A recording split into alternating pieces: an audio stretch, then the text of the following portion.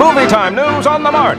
For years, Hollywood was ruled by an iron fist, or rather 2 iron thumbs. 2 thumbs down, up, way up, enthusiastically up, on fire, with sugar on top, with whipped cream and a cherry. Okay, we've got the picture.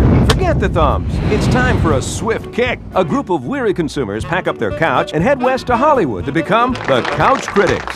It's a critique show with a critical difference, a plot of its own. Watch the critics do a post-mortem from the couch as we cut in and out of segments like, let's bake a movie. You do the math. This old movie, Film Cops. Movies in jeopardy. With Kids in the Hall, Bill Nye, South Park, and Saturday Night Live paving the way, Couch Critics delivers an in-your-face perspective critiquing all media, including movies, news, TV, and just about anything that could use a good spanking. I'll give you something to cry about. See a new trailer every week like Shaving Ryan's Private. And following the success of Titanic, there's Hindenburg, a love story.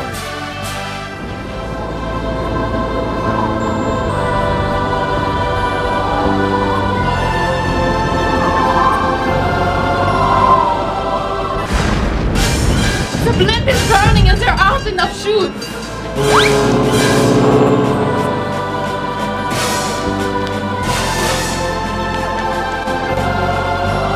I like that movie. I thought it was entertaining. I reckon I didn't get it. Yeah. Mama always said movies are like a box of chocolates. Let me guess. I reckon you never know what you're gonna get. Yeah, never heard that before. Ah, then. It's a show with huge balls. It's got big-time special effects. It's deep and irony. Outrageous cartoons. We're all gonna die. And it's educational. Gravity pulls inward on a huge mass. This show is like channel surfing on one channel. That better be good. It'll be good, I promise. Everyone's sure to love it. Delicious. It was a total ride. It was great. Everything fit. Everything made sense. The script was fantastic. Yeah, Spider-Man. Friendly neighborhood Spider-Man. Everyone's in a big frenzy about Spider-Man. Who do you think has to clean this up? We do. Murdoch. Snap out of it. Snap out of it. Curse you, Spider-Man! Thank God it sort of like saved us, because the last thing we were left with was Batman, right? The flaming gay crusader or whatever. What a disaster. The Dark Knight goes full color. I'm not a Woody Allen fan. I laughed. I think the only thing I ever liked was Sleeper, and I just laughed and laughed and laughed. He's so neurotic. Hal, thank you for meeting me like this. I just wanted to make sure that now that we're going to be working together, that everything is fine between you and Fine, yes, fine. Everything is fine. I can't believe how good it is. Everything is perfect. The movie is perfect, and I can't believe you're sleeping with him. You're having sex, and you live in Los Angeles. How could you do that? Everything. Oh, my head is just kind of pounding it. You have to calm down. I'm calm. I'm calm. And he looks awful. I was so sexy. I'm turned on by myself when I see me. Basically, the director, Simon Wells, should have used a modern-day time machine, which I call a VCR, and just put the old film in there. It butchered it. This is me the entire time. Huh? The tagline for the movie is, "Where would you go?" Well, it's a frickin' time machine. You don't go anywhere. It's when would you go? If you have a vehicle that travels through space, say like a car or a plane or even a rocket, you can take it somewhere. But if you have a time machine, you can't take it anywhere. You can only take it any when. Therefore, you cannot ask somebody, where would you go in a time machine? You do the math.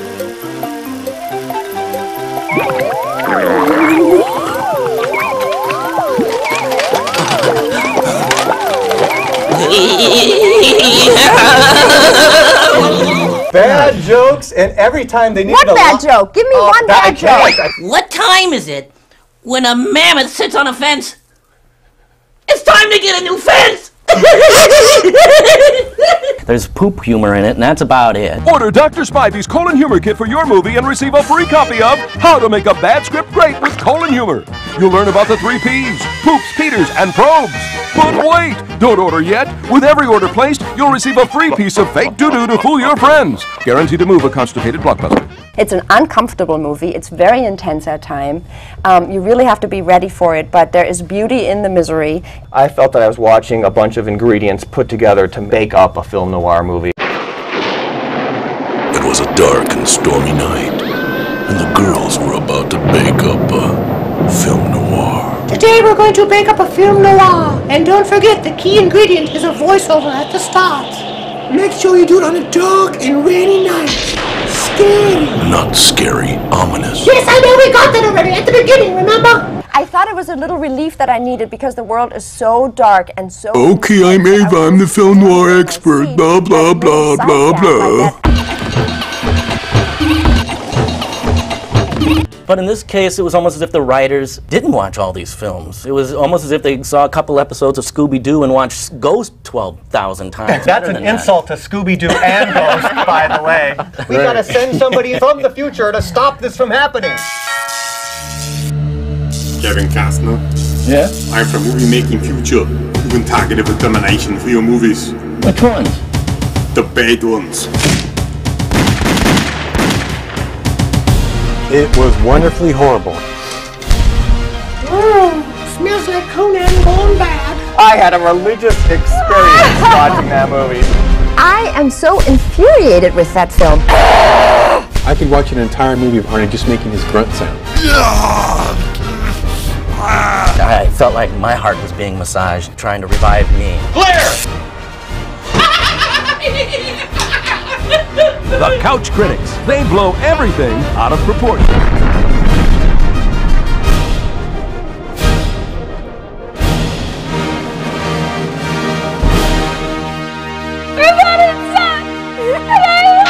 Everyone's a critic.